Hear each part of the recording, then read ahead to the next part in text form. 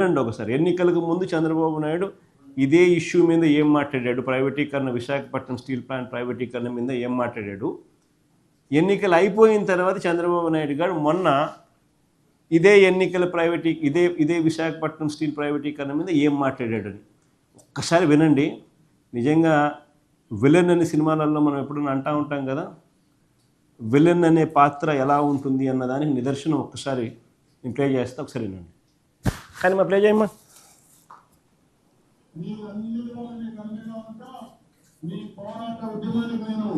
ఏది మా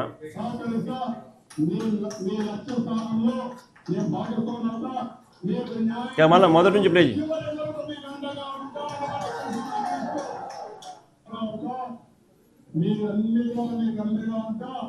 మీ పోరాట ఉద్యమానికి నేను సహకరిస్తా, మీ లక్ష్య స్థానంలో నేను భాగస్వామ్యత, మీకు న్యాయం జరిగే వరకు చివరి వరకు మీకు అండగా ఉంటా.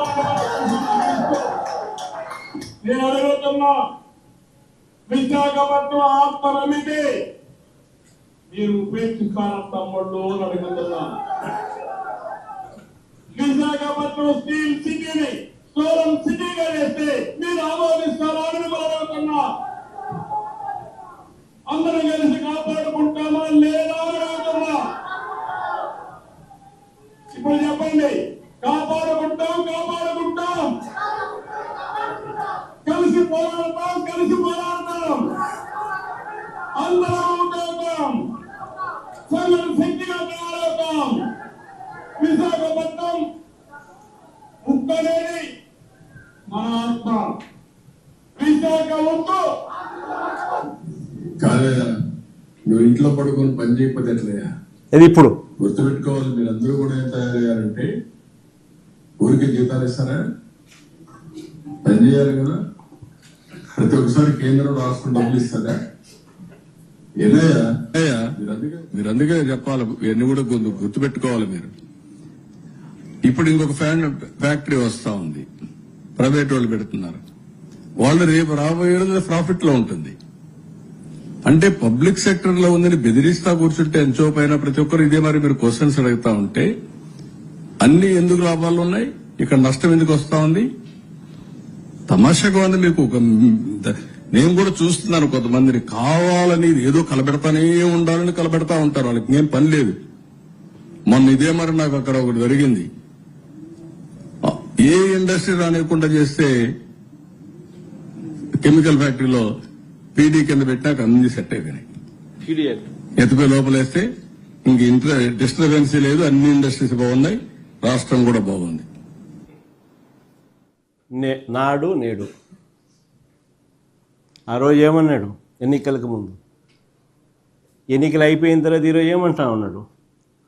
నిజంగా ఎన్నికలకు ముందు స్టీల్ ప్లాంట్ను కాపాడుకుంటాం, కలిసి పోరాడుతాం, కార్మికుల ఉద్యమానికి మద్దతు అంటూ వీర డైలాగులు పీకాడు.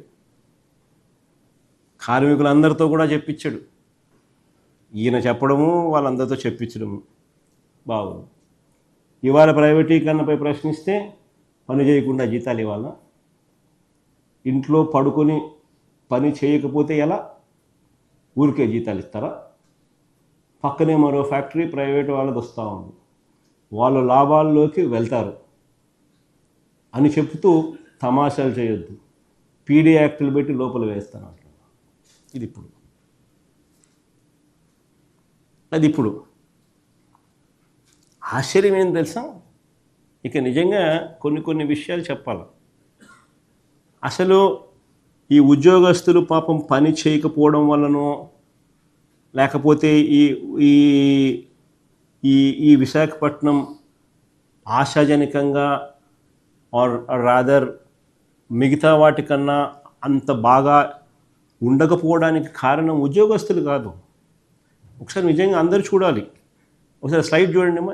This is a comparison between RINL అంటే Visakhapatnam steel plant SAIL. It's a comparison between Visakhapatnam steel plant and SAIL plants. ఇందులో చూస్తే employee expenditure on the overall as a percentage of total expenditure.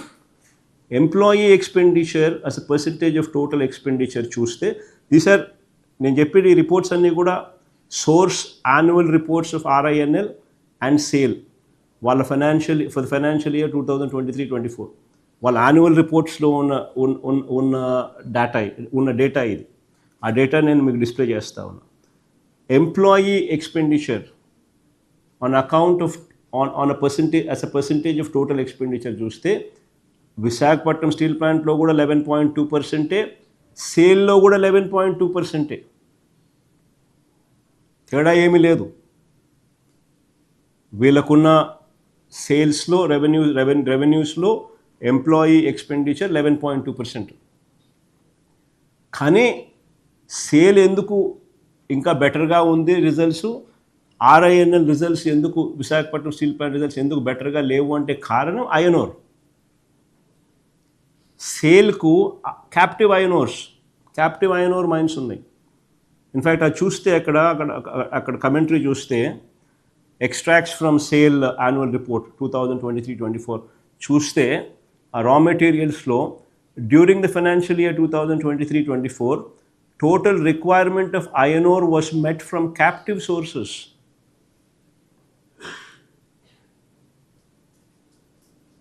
Companies' captive mines produced 34.34 million tons. అదొకటే కాదు, in fact వీళ్ళు 1.16 million tons open మార్కెట్లో వాళ్ళ captive mine నుంచి ఉన్న mine అమ్మినారు. ఐరన్ ఓర్ను కూడా అమ్ముకున్నారు. అమ్ముకుని approval from Jharkhand state government for selling of iron ore in the open market is still awaited. అది వాళ్ళ పరిస్థితి.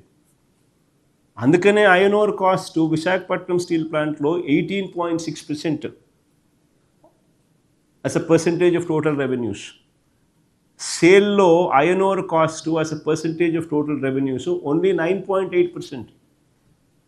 అంటే స్ట్రెయిట్గా మీకు 10% తేడా ఉంది on account of captive iron ore mines Visakhapatnam steel ప్లాంట్కి లేకపోవడం వల్ల. ఇది మేజర్ క్రైటీరియా. దీనికి క్యాప్టివ్ ఐరన్ ఓర్ మైన్స్ ఇప్పించమని చెప్పి వీళ్ళు పోయి ఢిల్లీకి పోయి వీళ్ళు ఎన్డీఏలో కూటమిగా ఉన్న పరిస్థితుల మధ్య అడగాల్సింది పోయి వీళ్ళు ఏం చేస్తారు, మిట్టల్ అనే ప్రైవేట్ స్టీల్ ప్లాంట్ పెట్టబోతున్నారట, వాళ్లకు క్యాప్టివ్ మైన్స్ ఇవ్వాలని చెప్పి పోతారు, అడుగుతారు. అరే ఉన్న గవర్నమెంట్ సెక్టర్లో ఉన్న ఈ స్టీల్ ప్లాంట్కు క్యాప్టివ్ మైన్స్ ఇవ్వమని చెప్పి అడగరా నాయన అంటే అది అడగరు వీళ్ళ ఎంపీలు. చంద్రబాబు నాయుడు అడిగాడు.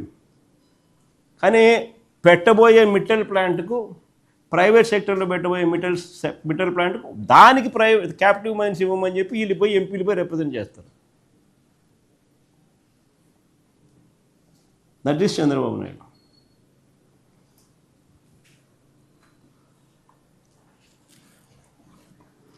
నెక్స్ట్ టాపిక్ లేకపోదాం. మరోవైపు రెడ్ బుక్ రాజ్యాంగం. నిజంగా పరిస్థితి ఎలా ఉంది అని అంటే రెడ్ బుక్